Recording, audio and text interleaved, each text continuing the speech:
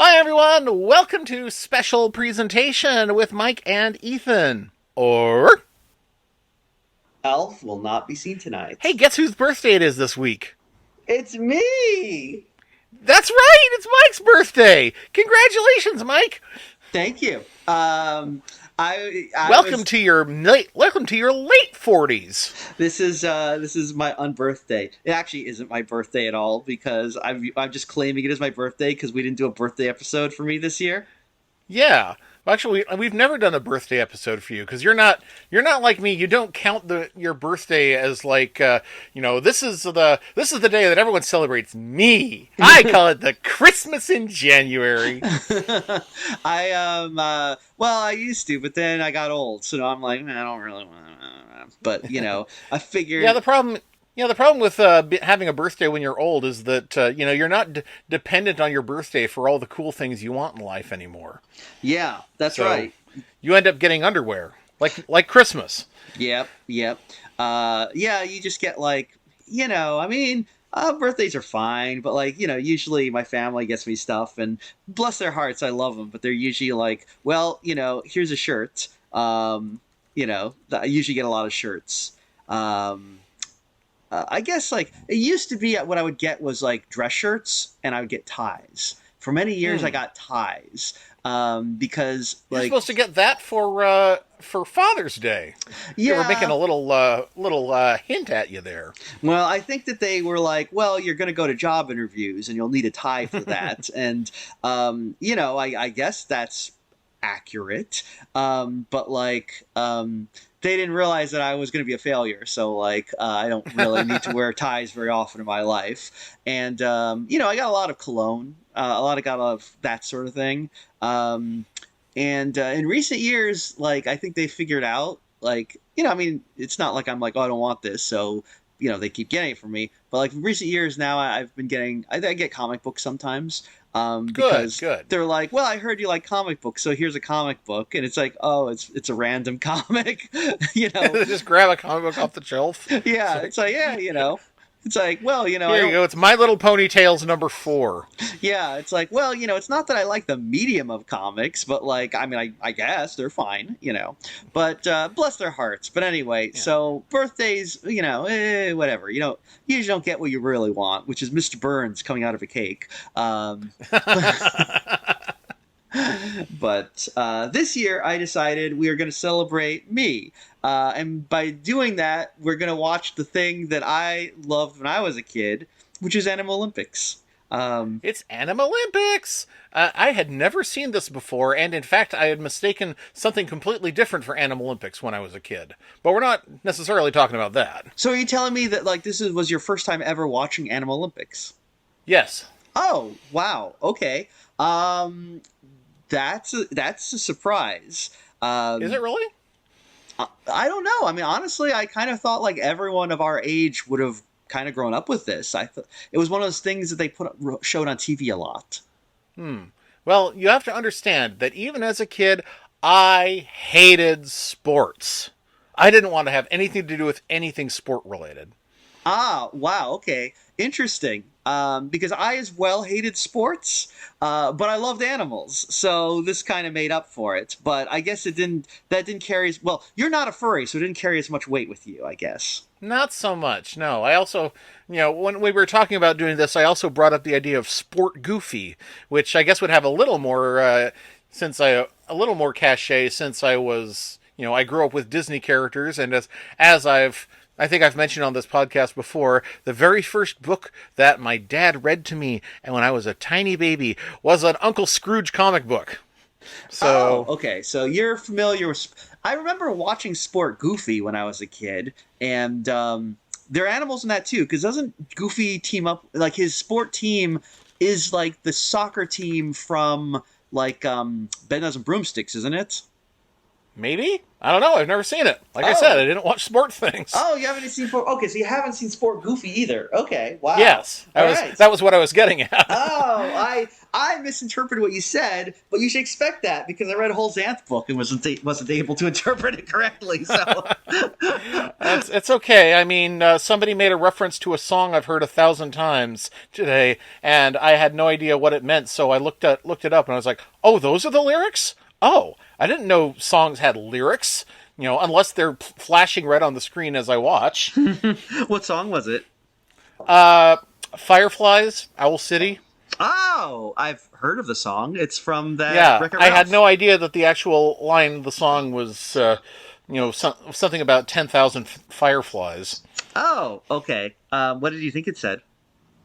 I don't know. All songs might as well be scat to me, Well, yeah. Okay, so unless it's so important that you understand the lyrics because they're funny. That's why I love Weird Al so much. oh, okay. Yeah, that's fair. I mean, most songs it's not like I really listen to the lyrics or anything. It's like I just got a fat beat I can bug out to is all I need.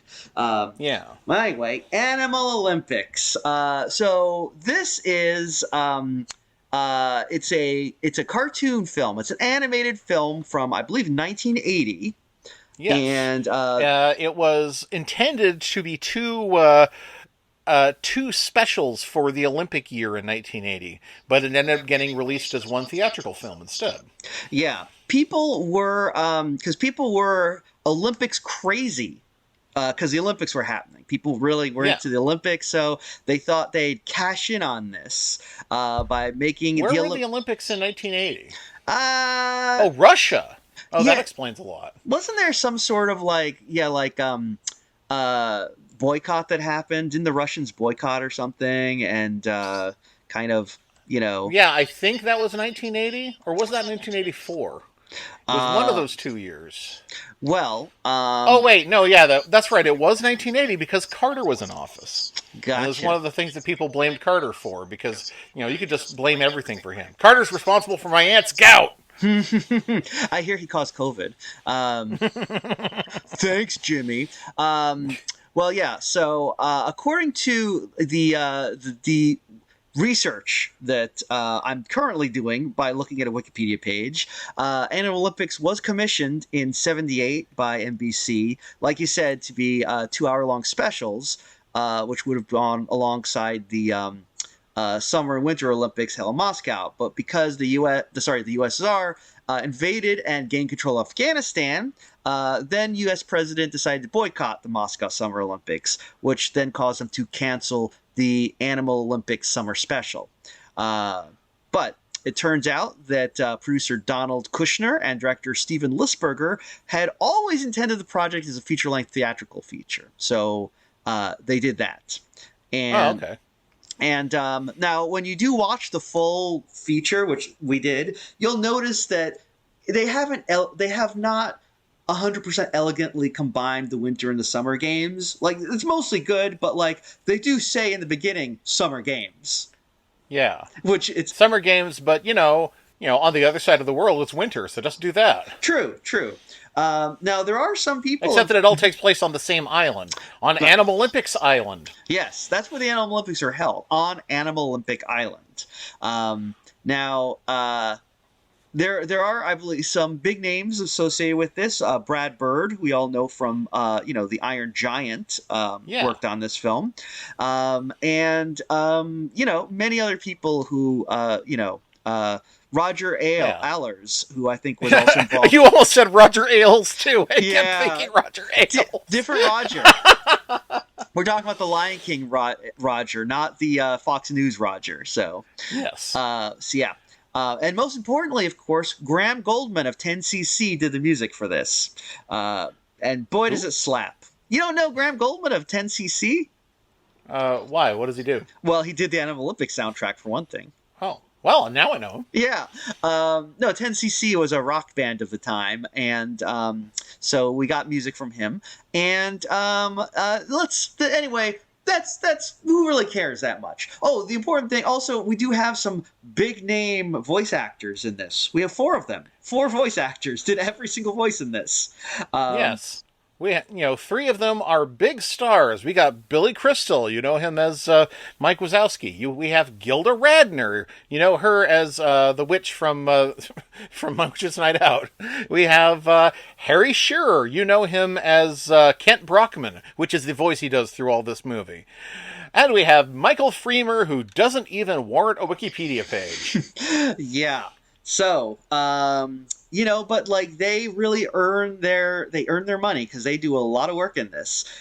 This was what cartoons were like in the old days when you had voice actors instead of like celebrity actors, you know? So, because nowadays you would get like a different celebrity to play every single character. So you would have like 50 different people doing one line each. But instead you had four. And you'll know when it's Billy Crystal because it's Billy Crystal, and Yeah. you'll know when it's Gilda Radner because it's a girl voice. She does almost all the girls in this. Not Kit Mambo though, who is I No. believe that is Billy Crystal doing Kit Mambo, which is an interesting choice, I guess. Yeah, it is. No, I it's Michael Freemer. Oh, that's Michael Freemer. Oh, okay. Is it really? Yeah. Oh, also, no. It turns out he does have a Wikipedia page, but it's mostly about him being the Pied Piper of vinyl and the dean of audiophile writing. Wow. Okay. So apparently he's not really usually not a voice actor. It sounds like. Yeah, he's normally a journalist. That's interesting. Huh. Okay. Well. So let's talk about Animalympics. The basic premise is: what if animals had Olympics? Now, it is not the Animal Olympics; it's Animalympics. Okay, just to make sure we all are on the same page. I love this movie So as a does that kid. mean there's a Mount Animalympus? There is. They say that in the beginning. Huh? Yeah. Now, who So can who's the king interpret of the media? gods? Is it Goose? Yes. I mean, here's the thing: Animalympics. It is, I guess, for lack of a better term, this is a furry world. So, like Zootopia and BoJack Horseman, there's a lot of animal puns. There's so many animal puns. They really they do not shy away from the animal puns. As every moment is a new animal pun, and I mean, I really like that they went for the gusto in this. And Yeah. um, well, I guess you know what. First, before going further, Ethan, what do you think of Animalympics? What is your opinion? Uh, the animation itself is way better than I was expecting, Mm-hmm. and the vocal cast does a great job. But I just like, well, when does the story start? But there wasn't one because it was a sports thing, so I was right. Yeah, it's so funny because I remember as a child, uh, the one other time besides this that I actually showed Animalympics to a friend, and he had the exact same reaction. Because like literally, like he was like, "Okay, is that the bad guy? Is that the villain of the piece? Is that like who we're going to be fighting against? What's going on? Why is there story?" And I'm just like, "There's no story. It's just jokes. It's just a bunch of jokes. Animals are doing Olympics. That's literally it. I mean, there are a couple So like running plot lines in it, but they're not like it's best to imagine it as a sort of mockumentary. yeah.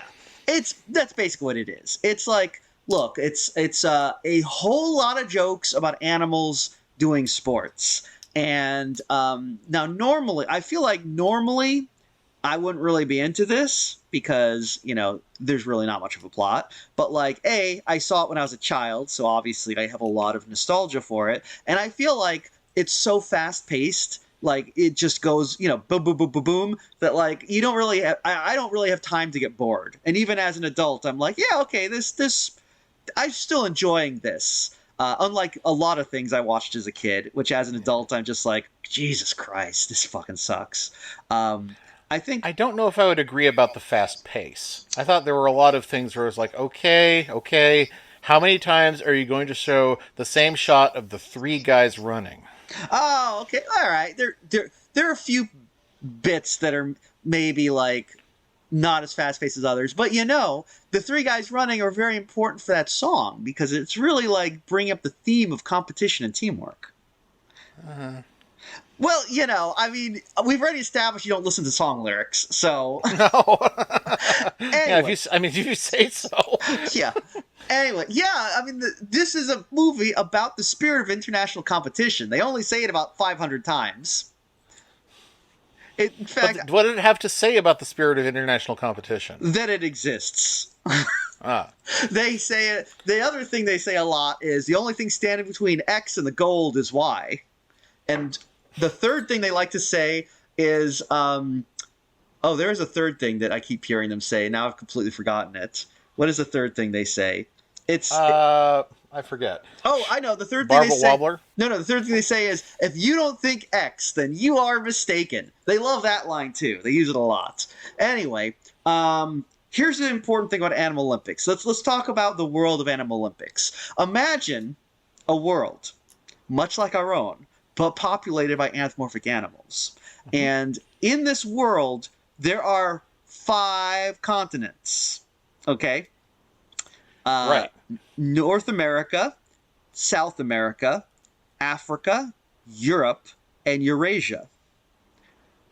But And not and Asia. So there were 6. oh, there's 6. You're right. Yeah, Eurasia was like, just the stand-in for Russia.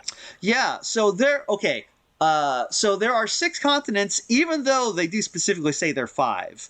But I also noticed at one point they say that Kit Mambo is in the 5th place in the race when she's clearly in 6th place. So apparently, numbers are not their strong point in Animalympics. Yeah. But yeah, so there are these 6 continents, and they are going to have they are going in the spirit of international peace and competition, 2 things that clearly go together. They're going to have the first ever Animalympics. And all the great athletes of the animal kingdom are going to be competing on neutral territory called Animalympic Island. And So does that mean that other Animalympics have taken place in other parts of this world, and they're doing it now specifically because otherwise it could start a war? well, they do say this is the first Animalympics, so future ones may Oh, be on okay. other places. They mentioned that animal athletics do go back millions of years because we have that delightful little visit to the Animal Olympic Museum where we get to see like dinosaurs and stuff. I love that bit. That's a fun bit. That is actually a really cool idea. We rarely touch on that idea in anthropomorphic media. The idea that were dinosaurs anthropomorphic too. Yeah, and Of course, not everybody here is anthropomorphic. There are horses who are just horses. yeah. I think honestly, I'm gonna say that is one of the defining. I feel like that is kind of a defining characteristic of a furry world. Is that there are anthropomorphic animals and there are also non-morphic animals, and it just is because if you put too much thought into how it actually should work and hold together, you're no longer in a furry world. You've created something like, I don't know, Redwall or something. Like BoJack Horseman. Yeah, BoJack Horseman, I think, like actually tries to make the world work in some way, so that's not quite Yeah, furry. they established that no, there are no non sapient chickens, so they just raise chattel slave chickens and just tell you no, these aren't friend chickens, these are food chickens. Yeah, it's basically like tender is the flesh, but in Animal Olympics, Tender is the flesh. in Animal Olympics, there are non-morphic animals. Some of them may be sentient. It's not really. It's hard to tell. Some of them are used as. Some of them seem to be used as kind of like the Flintstones, where they use them as devices. Yes, Yeah, I felt very bad for the snakes that were being used as a serpentine belt. yeah. Pretty much like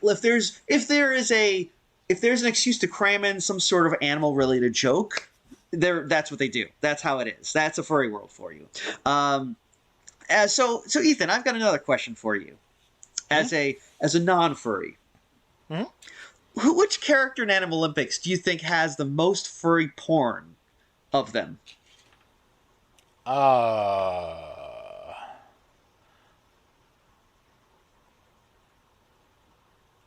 if it were me, I would pick Dean Wilson. Interesting choice.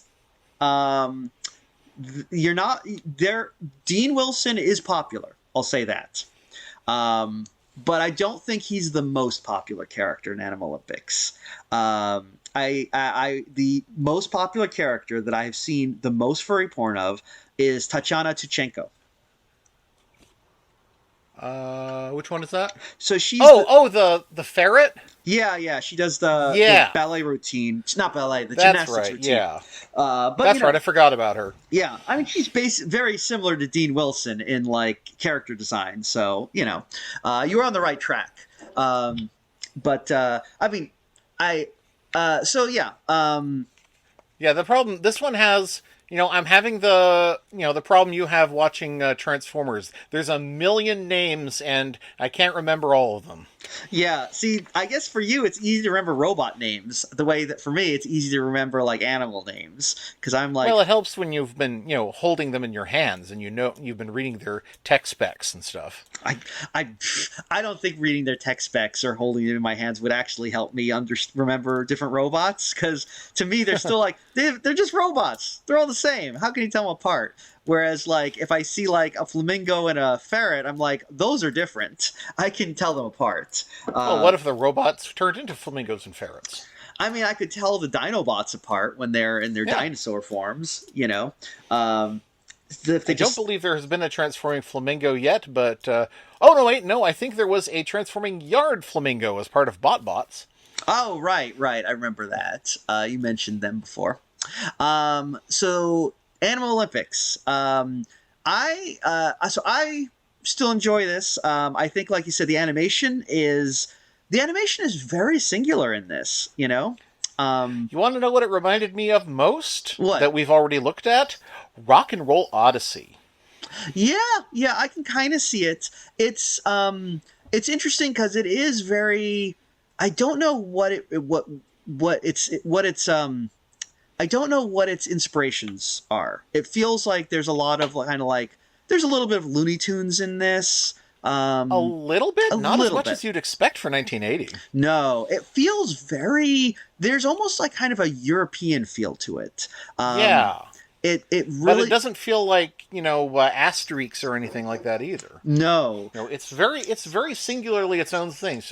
So in that respect, I do have to sort of applaud it for being, it's not ripping off anything that I'm aware of. Yeah, like a lot of things are trying to be Disney or trying to just be Bugs Bunny, and this is not quite either of those things. It if I had to like say or it gives me very much Eastern European animation vibes. Like Yeah, it makes me yeah. think a little like Hugo the Hippo almost. But Yes, yes. yeah, there's some Hugo the Hippo, but with Hugo the Hippo, but with a little bit more, Disney swash and stretch to it. yeah. And you can see why animation nerds love this because boy is there squash and stretch in this. Oh Um, boy. I really like that this is a cartoon that does take full advantage of the medium of animation. The characters really like move in wacky and exaggerated ways. They do a lot of I guess you might call it kind of almost magical realism type things to like emphasize the feel of what's happening, even if it's not actually what's happening. Hmm. For example, there's a 100-yard dash where they all turn into cars to emphasize Yeah, I the was like, ooh, that's neat. yeah, that's like they do a lot of little fun things like that, which really kind of like make it really work for me. So I think that's a lot of fun. I do like that like we even get like unlike a lot of cartoons, even the girl characters get kind of silly in this. They're kind of Yes. goofy, which like when Tatiana Chichenko is dancing and her legs kind of like dance around her with the really long, elongated ferret body That thing was going on. very clever, yeah. Yeah, so there's a lot of fun stuff like that in it. They it is interesting because it is dated in some ways. I think it's very 70s, which I don't mind. I Yes. kind of like the very I like that feel. I like how all the little interstitials kind of have that almost like that really like I don't know that neon early 80s feel to them. Yes, I was looking for a word for that. That's like, there's something like, the this is what was struggling to give birth to MTV. Yes, yeah. So like, there's a lot of that, which I think like, you look at it now and you're like, oh, this was obviously from the late '70s. If the disco sequence didn't tip you off, but To be honest, it feels like the whole movie is almost like a spin-off of like they commissioned a bunch of titles for Olympic events, and somebody threw in animated animals, and someone was like, "That's great, let's give them a movie." Yeah, I mean it does. I mean, there's a lot of attention paid to little things like that. I love a lot of the little the moments when they kind of make it like slightly more serious for the purposes of a gag. Where like when they have they're interviewing a horse about being in like a depressing Swedish movie, and they show these very kind of what would you call like stills from their version of the Seventh Seal, and it's kind of Yeah. a little more like they not goofy. They're very like dramatic lighting, black and white almost, very striking. It's they do things they kind of have. I feel like the movie has a good sense of when to be less silly and when to be more silly, and so a lot of that really works for me. Now, it is a little racist. I'll let you go be the judge of that. I mean, a little bit. Not like I'm going to say that it's not like it's what you would expect from something of the time. It's not like poisonous, but like some of the things that they have in here, especially regards to Asia, Yes. would probably not fly with today's modern audience. Because this was made, in the days before Google. So instead of looking up Asian names, they just gave them goofy nonsense names. Yeah. Like, the killer whale named Oh No No No, who was one of my favorite characters as a kid. I really loved Oh No No Yes. No. Yeah, I remember them saying that. I heard them say, yeah, 190 ton. Oh no, no, no! It's like, excuse me, the killer whale is not 190 tons. Yeah, they do some exaggerations in this. They also have Bruce Kwakimoto, who is a practitioner of the martial art No Can Do. I see. Yeah, so some of these haven't aged very well. There's also the fact that every African character has the name Kit, because Kit Mambo. yeah, And Kit Nagogo. well, what other kits are there? There's also Kit Nagogo, who is Okay. in the 100-yard dash. And are those the Is only? this one of those days of the week names from? Well, it's not a Ghanaian name, where I know Yeah. they do the days of the week thing, and I'm not really familiar with the rest of Africa, so I couldn't really say much. I am going to go out on a limb and just say I don't know that Kit is a name anywhere in Africa. Yeah. Maybe it is, maybe I'm not, but again, Yeah, where's Kit Cloudkicker from? he is from Cape Suzette, isn't he? Was he born there? I don't know. Where's Cape Suzette? Is that in Africa? Cape Suzette. Well, no, Cape Suzette is obviously in India because Baloo lives there. And But it's a cape. Yeah. I thought capes were a African thing. are they only in Africa? I think capes are just anywhere where there's like a pointy bit of land in the ocean. Well, maybe. Because where's the Cape of Good Hope? Good question. Where is the Cape of Good Hope? We don't know shit about geography. We do comics on this podcast. Yeah, we don't know much about those either. But Cape Verde, West Africa. Cape Town, South Africa. Oh, Cape Cod in the United States. Oh, Duh. there you go. Okay. So Okay. yeah, Cape Canaveral. Silly yeah. me. Okay, so they do have capes outside of Africa. Okay, so but yeah, so there are. I mean, you'll notice in watching Animalympics that even though we have these 6 continents competing, Africa and Asia don't really compete that much. We get No. less of them. Not much of South. We have one African. We have one African runner and her coach, and that's it. Yeah. And we get the guy in the 100-yard dash. There's an African in that. And So that's about it as far as I know. And Asians, I know we got Oh No No No, we got Bruce Quackamoto, and then there is the volleyball team with the lobsters. And other than that, I don't know how many Asians we see in the course of No, this. South Americans, not a lot of them either. There is the South no. American Llamas team in soccer, and we have an Acapulco cliff diver named Prima Cabeza because That's first head. yeah, little joke. It's Head. gonna Oh, head first. I get it. head first. I actually thought it was like I thought it meant good head.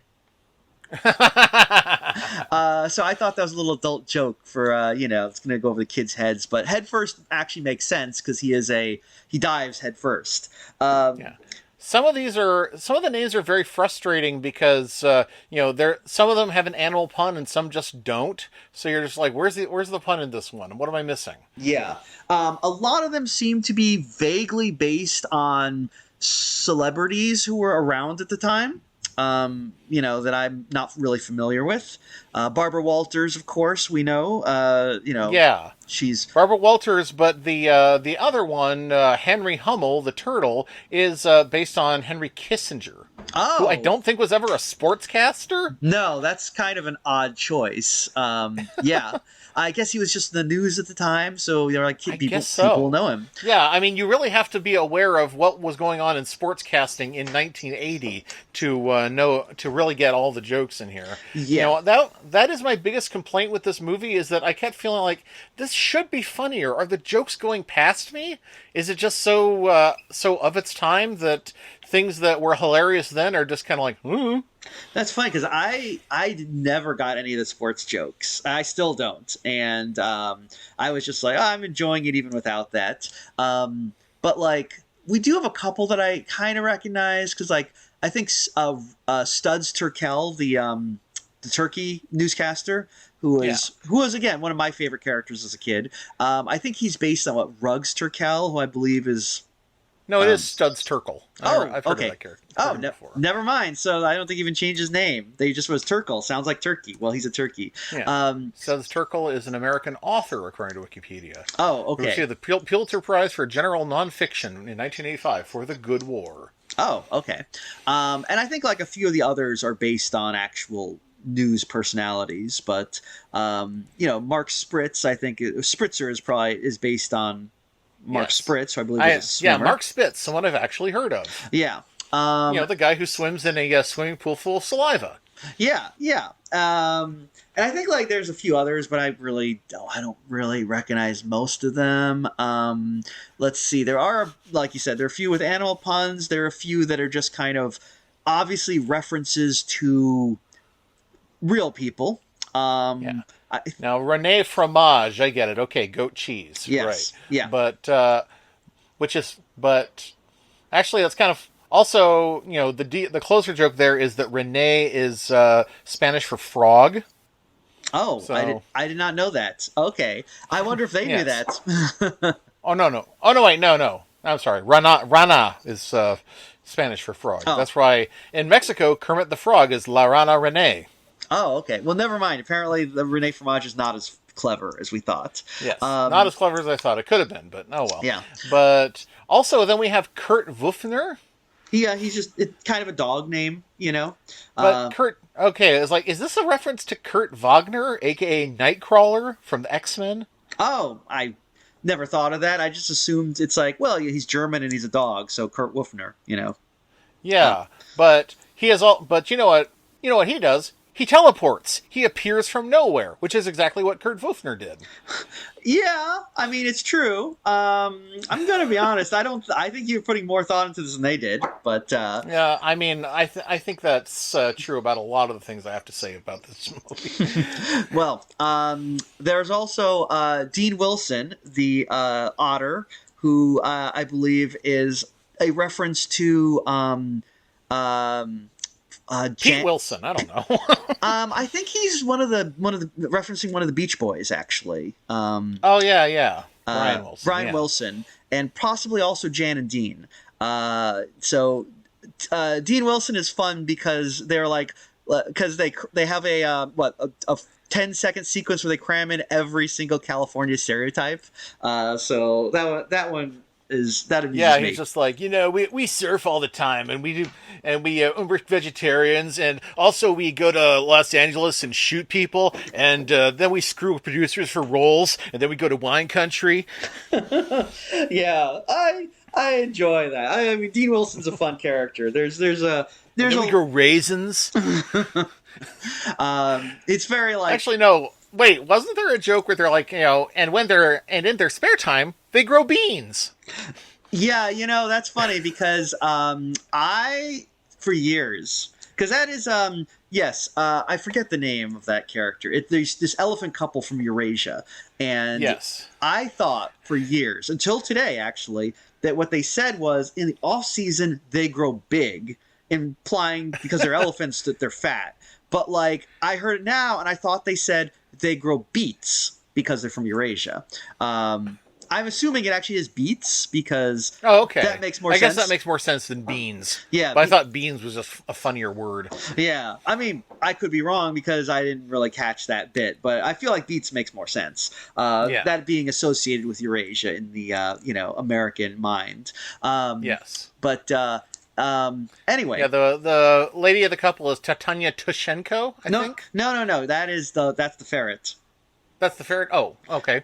I don't. What was her? I don't remember What was her name? I was Oh, like, huh. I don't remember. She was a very minor character, and I don't care much for elephants. So, And what was her? And the husband's name was like, Ivan in Yeah. this event, or Yes. something like that. Ivan. Yes, I can't remember his last name, but yes, the elephant husband's name was Ivan. He wins, but she doesn't. So, Yeah, um, Ivan in this event. yeah, there's a lot of names like that. Oh, I get it. It's like a pun on "I win in this event." Okay. Oh, okay. I got it. So we got like let's see. Also, we get a boxing match between Joey Gongalong, a kangaroo, who I believe is a Muhammad Ali parody. Because Yeah, the yeah. name doesn't suggest it, but No. in personality he does. Yeah. But but he's not as politically active as the real Muhammad Ali was, but he is definitely as in love with himself as Ali pretended to be. Yeah. I mean, these Animal Olympics is not particularly political as a thing. It's kind of interesting again because it does reflect a very specific time in American history, and so looking now at a thing that obviously the idea of a world divided between rival superpowers of the United States and Soviet Union is kind of reflected in the world of Animalympics. And nowadays, looking at it, it's like, yes, that's kind of a relic. But the whole idea of kind of newscast of Olympics like this is also it's not really something I feel like you would see today. I mean, No. And let me tell you, you want to know what my biggest disappointment with this is? The biggest thing that I feel like, would have been a slam dunk that they didn't do? It should have had fake commercials. Oh yeah. It does have a couple like things where it it Yeah, it shows what's her name? The flamingo, the cereal that she appears on. But that's it. It's like we could have had so much more to fill out this world. we do have Dory Turnell advertising a couple things. We also see Bolt Jenkins advertising a cereal too. He toasted gecko flakes, the breakfast of chimps, because those are animal words. But yeah, no, I would have. They should have had more fake commercials. That would actually be pretty great. We get like there's also interest. Well, there are a couple interesting bits in this. As a kid, I did not pick up that Bolt Jenkins was coated black. Bolt Jenkins being the kind of pole vaulting alligator character in this. I didn't either. How did you pick up on that now? Maybe because I'm racist now as an adult. So like I was kind of like listening to the voice and I was like, that sounds like Billy Crystal is trying to do a black voice. I think it's trying, but it's like the main thing is just he's like, yeah, he just says a lot, and um, I think I there's assumed that he was just trying to sound like he was from New York. maybe I really kind of got the impression that like he was supposed to be black, which kind of Yeah, puts. I mean, Mhm. I thought that too because his name is Bolt, and I associated that with Usain Bolt, the sprinter. But he was born 6 years after this. Oh, then never mind. I do think that if Bolt Jenkins is supposed to be black, that does put the scene where he does the 100-yard dash and gives his gold medal to the African participant a little more weight. Like that scene becomes more Yeah. interesting. But I don't know what I can't say 100% that this is the intention here because the voice actors are all white, so I don't know what they're trying to do here. Yeah. Um, but Bolt Oh, Jenkins. the African competitor's name is Kip, not Kit. Oh, Kip. Okay. All right, I stand corrected then. Yeah. They don't always do Kit. But let's see. They do. So when I was a kid, I'll tell you my favorite characters in this. I loved Bolt Jenkins. I loved Henry Humble because they're both reptiles. I Mm-hmm. really liked Ruggs Turkel or Studs Turkel or whatever because I thought he was Mm-hmm. funny. Let me think. What other characters were in this that I really enjoyed? I think those were probably my favorites. I But didn't really like any of the newscasters, mhm. but I did like Dean Wilson. I liked all of his California stuff, and you will. As soon as I say this, you're going to be like, "That is such an Ethan thing." I know. I loved the Calamari brothers. Really, the Calamari brothers. I mean, Yes, the Calamari brothers are four bobsledding octopuses who had no idea what they were getting into and are terrified. yeah, that does sound like you. I really loved the use of sea creatures in this when they could, because and that's another disappointing thing. Where were the bugs? There should have been bugs. Oh, yeah, I don't think we see any insects in this. Yeah, it's disappointing. I mean, there's bugs ish if you count the volleyball team of lobsters, Right, right. but no, Uh, I have my own uh, hyper focuses for animals, and it's sea creatures and insects.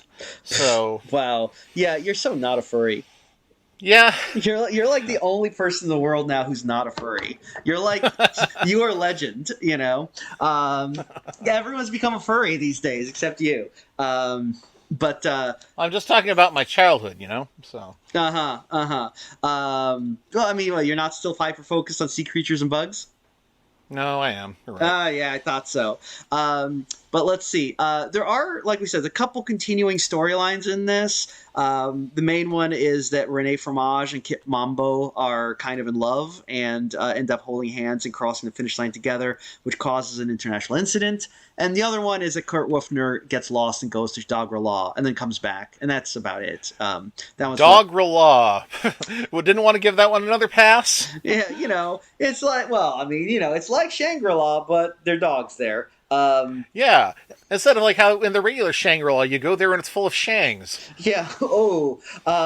So yeah, I'm not. I gotta say, Kurt Wolfner is not really. I'm not very interested in that whole bit. That one doesn't do much for me. But I like. There's a lot of other stuff I do like. I like the Tatiana Tuchenko bit. I like the lizard and the chicken who do the little ice routine. I really like Noah's Ark Disco. That's probably my favorite bit of the whole movie. Yeah, I was like, they had a Noah. What kind of animal was he? Well, it's a furry world. You have to understand. They gotta have the puns. Don't think Yeah. about it too Well, much. Don't think about it. Well, my God, you're so not a furry. If you were furry, you'd be like, oh, yeah, sure, that fakes. Instead, you're like, how does this actually work? Why are you thinking? Just turn off your brain. Ah! Go watch a Transformers movie. I also, I really, as an adult, I didn't care. This was not one of my favorite bits as a kid. I really do like the fencing bit because they have it such a fun little, making it this little swashbuckling adventure, where it's very Count of Monte Cristo, the whole bit that they do. yeah, you have this big mean fat guy, because all the bad guys are fat in this movie, and who uses underhanded tactics to take out all the other fencers, including the extremely cute flying squirrel who takes him on for the gold. And just as he's about to accept the gold, and you can tell that something's going to happen because they're doing it very reluctantly, like, all right, here you go. But then suddenly the Countess jumps in, and she's like, what, an eagle? Yeah, And yeah, I think so. is she now? If he's Count Bordeaux and she's the Contessa, what, are they married? Are they siblings? I mean, it's there's a lot of backstory implied here because, Yeah, um, yeah. Explore it, please. well, I like it as this little vignette where it's like they were like, oh, where they were literally like fencing. What is a thing that fencing often happens in? Like these kind of adventure type films, and so they just play out this little thing like that, Yeah. which amuses me. And they also have, let me think, what else do they do in this? I gotta say the music is probably some of the highlights of this for me. I really like a lot of the music in this. Noah's Ark Disco slaps. Also, the Bolt Jenkins song I think is pretty good.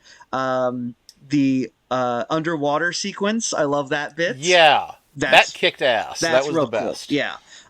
It gets very surreal. Like there's a lot of real surreal stuff in this movie. Yeah, they got a little. They started touching a little bit on kind of Yellow Submarine in that one. Yeah. There's a scene with fish getting eaten by other fish, and then one of them has another face on his tail which eats him, and it explodes. Woo! Yep. Yep. Yeah. In fact, isn't there a fish with a vacuum face, which is like literally right on a Yellow Submarine, if I believe. Yeah. So and that's all good. There's a bit where like also the song where Rene Fromage is rethinking his life. That's pretty like. I mean, for a kid's cartoon, I feel like that's pretty heavy shit. Yeah, where they show the like hippos or something trying to tempt him with food that he turns down, and then the extremely Jewish coded foxes tempting him with money.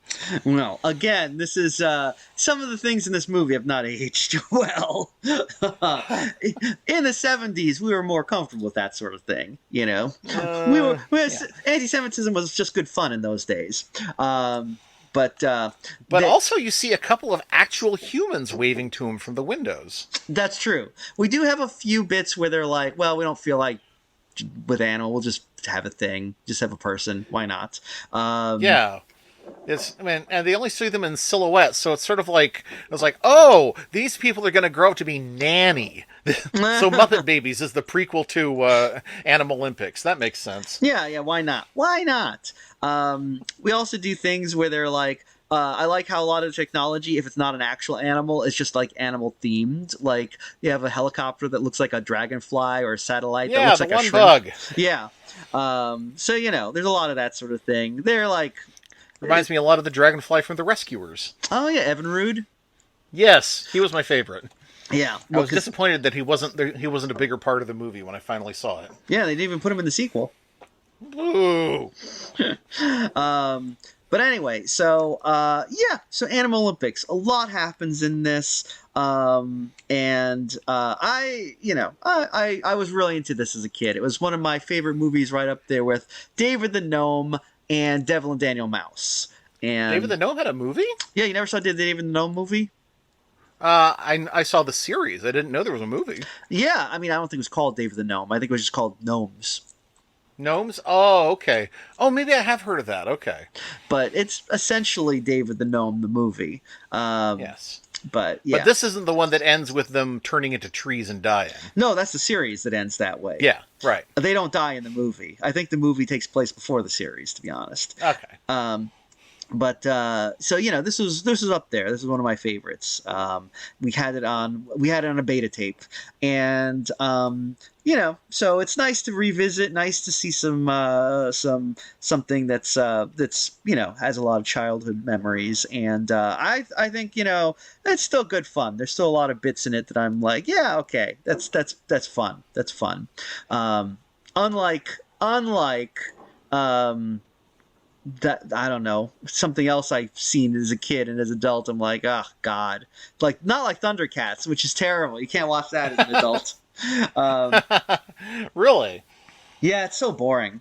Um, you Yeah, know. it's not as good as it seemed when I was a kid. Although I still do like the 2011 remake. Oh, well, I wouldn't know about that. I'm talking about the '80s version. Oh yeah. The remake might be quite good as far as I know. I mean, um, but this one, so I enjoyed this a lot. But like, it sounds like you need a little more there in your animation. Yeah, I mean, the thing is, it ends with the whole idea of with Rene Fromage and Kit Mambo sacrificing their medal so they can cross the line together, and somebody says this could start a war, and I was like, oh really? Well, now we've got a story. So, okay, here's my pitch for a movie: Animalympics. Sounds like a downer, though. No, it works exactly the same. It's like news footage of an animal world war where all this stuff is happening, and it's all kind of happening with like wacky animal shaped tanks and stuff.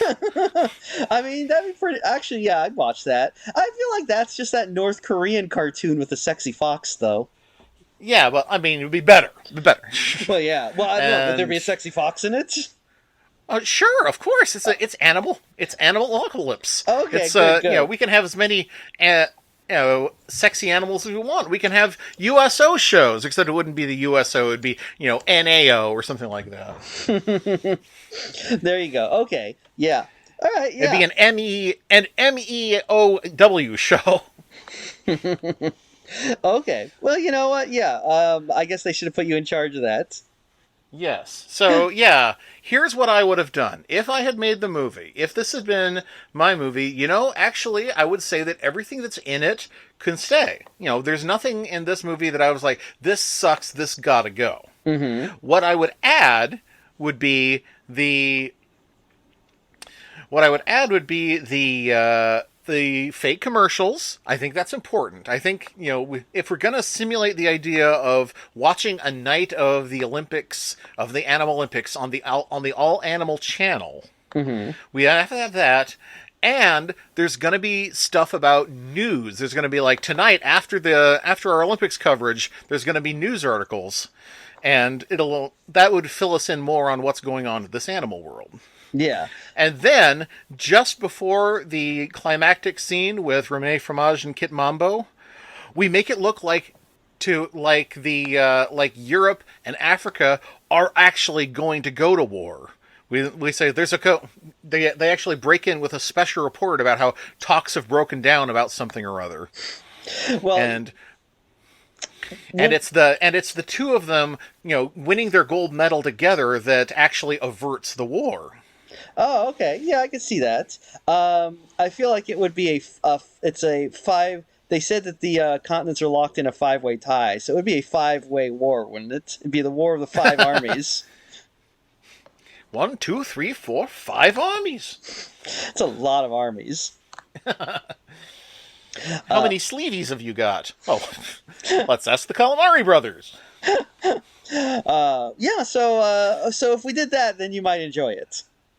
Yeah, I mean, it feels like it doesn't feel finished. Is the problem? It feels like they had most of a movie except for the part where it all sort of comes together. I mean, I can see that. That's fair. So that is Animal Olympics, I guess. Yeah. So did And you look at the thing that I thought was Animalympics? oh yeah, the sports cartoon. Sports cartoon. This is something that used to run on Nickelodeon to fill in the gaps for shows that Nickelodeon had brought over from countries that didn't, with a different runtime to their commercials. Sometimes they had a little extra space to fill, so they'd put in these cartoons that are simply called sports cartoon, which usually star a big friendly hippopotamus and a extremely sneaky and cheating blue cat. Yeah, it looks like who is that? God, who is that? That you know this illustrator, right? You know the one I'm thinking of. Maybe? Oh God, is it? I'm trying to think of the name of them. Can you think of something they illustrated, like a book or something? Um, Hmm. no. My Wait, first thought is Victoria Chess, if you've ever seen her well, work. let me look her up. Maybe that's what I'm thinking of. Victoria Chess. Yes. Let's take a look. Is that Not who? to be confused with the Chess Club of Victoria. So make sure to put in Victoria Chess books. No, that's not who I'm thinking of. Um, God, who am I thinking of? I wish I could remember the name. Um, God damn it. She does all. You see her in greeting cards all the time. Mm. Oh, Sandra Boynton. Let me Is look that up. Sandra Boynton. That's not even. yes?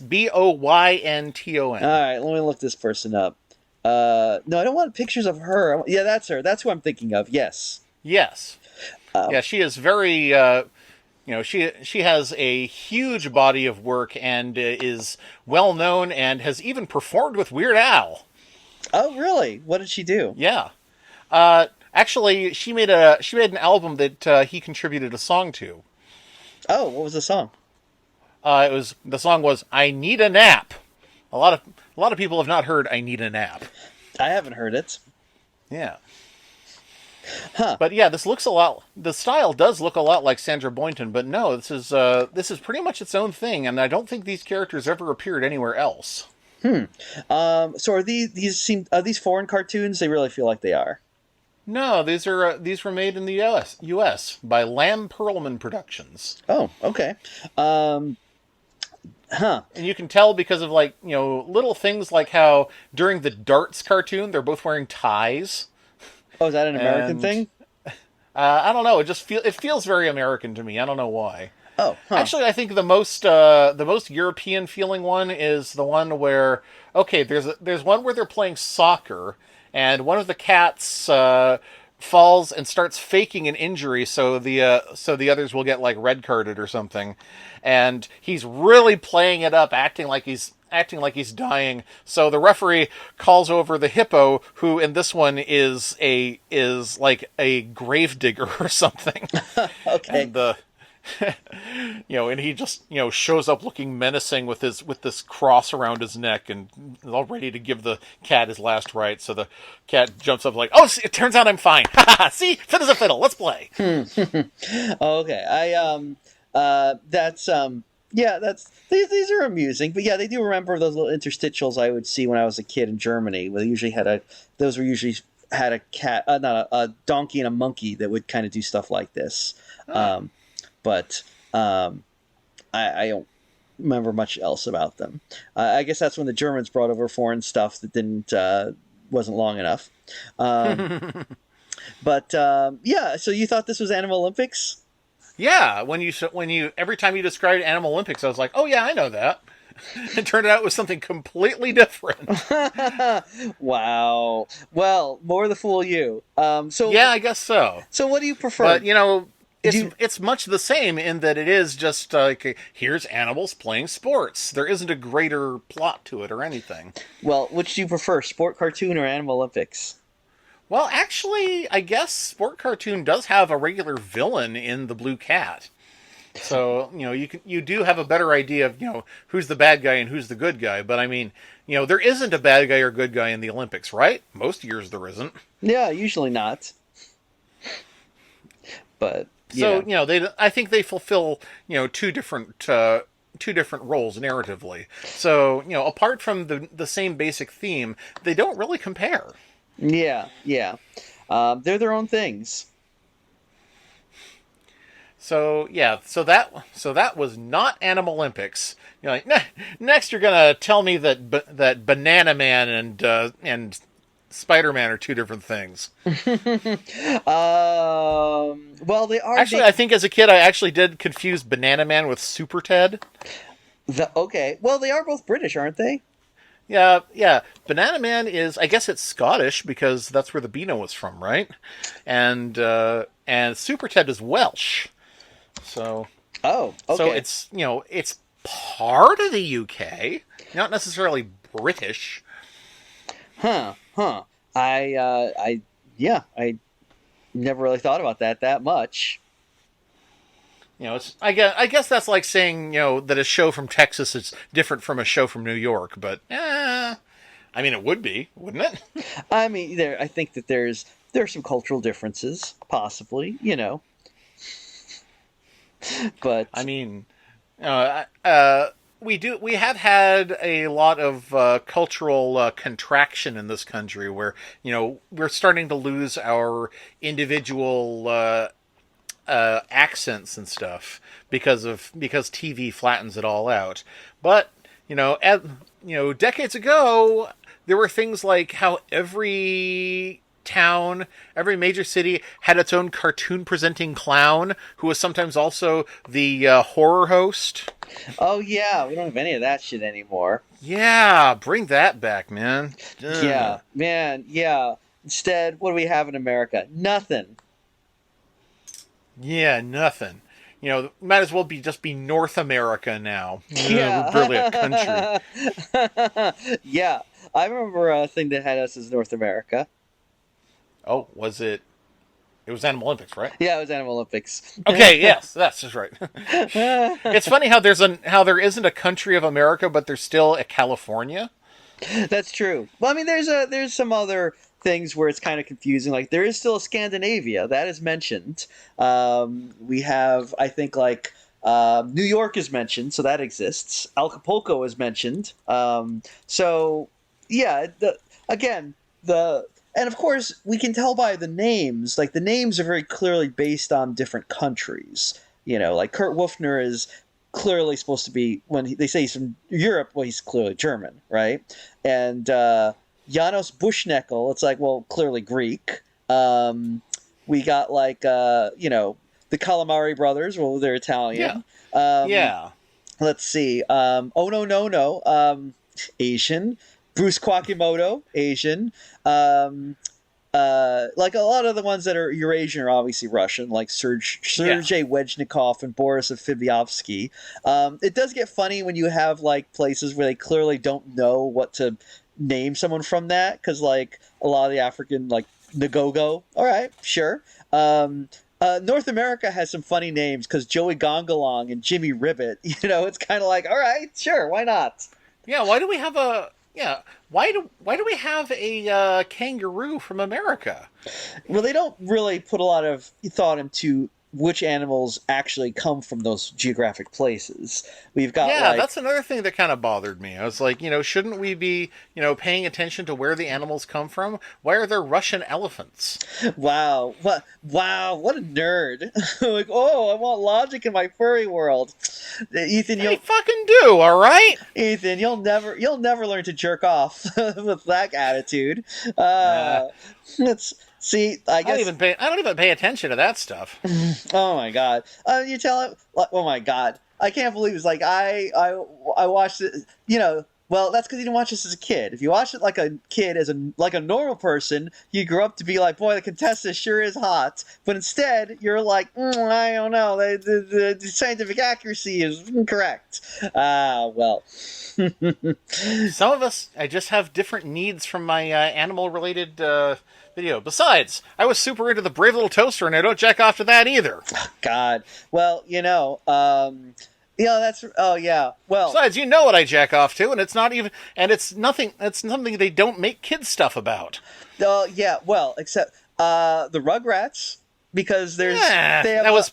I was already an adult by then. oh, that's true. Yeah, because you know what? But like, let me just say, the according if DeviantArt is any indication, that was a formative thing for a lot of pregophiles. A lot Oh of the boy, was it ever? Oh Yeah, my God! There's and so much pregnant art of Dee Dee from the Rugrats, for real, yeah, and because it's all AI generated, it's all real bad now. It's it's all all terrible, terrible. so bad. Oh, but yeah, yeah. I guess you're right because there's not a lot of pregnant characters in kids media other than that. I can't really think of very many.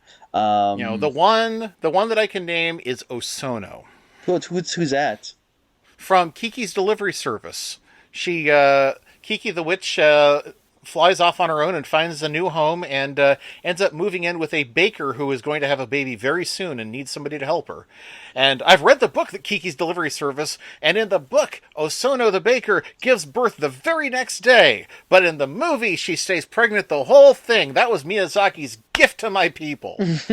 Oh, okay. I guess I never watched Kiki's Delivery Service. So Never? Oh, okay. Well, I know a lot of people who watch Kiki's Delivery Service, and then at the end, when you see Osono skinny again and holding the baby, they're like, "What? She wasn't fat? Boo!" Oh, yeah. Well, I guess. Of course, a lot of people think that her husband is also her, large adult son too. So you can't get people to, pick up on the actual plot if it gets in the way of the story they want to have told to them. Media literacy is hard. Well, anyway, Animalympics. I still like it. I say check it out. But I would agree. Check it out. I mean, I don't wholeheartedly recommend it because it's not gonna. It's I think it's gonna leave you. If you haven't seen it as a kid, as Mike pointed out, I think it's going to leave you being like, well, isn't there more? Yeah. It feels like it's supposed to be a series, but there isn't one. Well, show it to your kids so they grow up to be furries, Yes. Like normal people, as they should be. Or else if they'll miss out and be non-furry freaks. And, you don't want that. You don't want that. Anyway, yeah, I guess that's all we got to say about Animalympics.